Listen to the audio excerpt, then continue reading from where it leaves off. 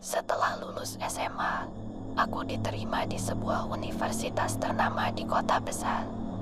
Kampus ini terkenal dengan arsitektur bangunannya yang klasik dan penuh sejarah. Di setiap sudutnya, dinding-dindingnya seakan bercerita tentang masa lalu, lengkap dengan segala misterinya. Namun, aku tidak pernah menyangka bahwa aku akan bertemu dengan sesuatu yang tak kasat mata di tempat itu. Semester pertama berjalan lancar, hingga suatu malam aku memutuskan untuk lembur di perpustakaan kampus. Tugas yang menumpuk membuatku terpaksa bertahan hingga larut malam. Saat itu, perpustakaan sudah sepi. Hanya ada beberapa mahasiswa yang juga masih asyik dengan buku dan laptop mereka. Sekitar pukul 11 malam, satu persatu mahasiswa mulai meninggalkan perpustakaan. Hingga akhirnya, hanya tinggal aku seorang diri. Aku masih sibuk menyelesaikan tugas ketika tiba-tiba terdengar suara langkah kaki di luar jendela. Jantungku berdegup kencang. Suara itu sangat jelas, seperti langkah kaki seseorang yang sedang berjalan dengan tenang. Awalnya, aku berpikir itu mungkin petugas keamanan yang sedang berpatroli. Namun, ketika aku melirik keluar jendela, tidak ada siapapun di sana.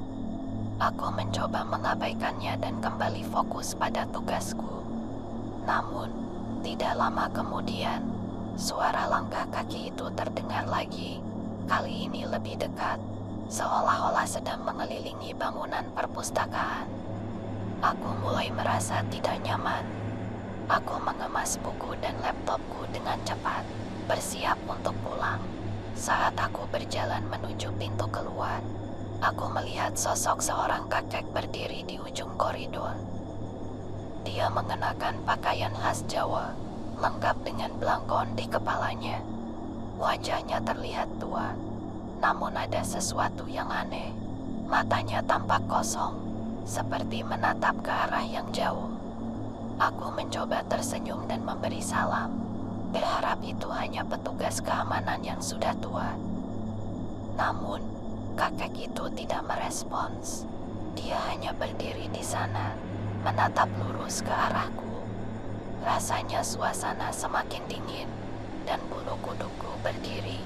Perlahan, aku melangkah mundur, mencoba mencari jalan lain untuk keluar dari perpustakaan. Namun, ketika aku menoleh ke arah kakek itu lagi, dia sudah menghilang. Hilang begitu saja, tanpa suara, tanpa jejak. Aku benar-benar panik. Aku berlari menuju pintu keluar dan langsung pulang ke kos tanpa menoleh ke belakang. Keesokan harinya, aku menceritakan kejadian itu kepada teman-temanku.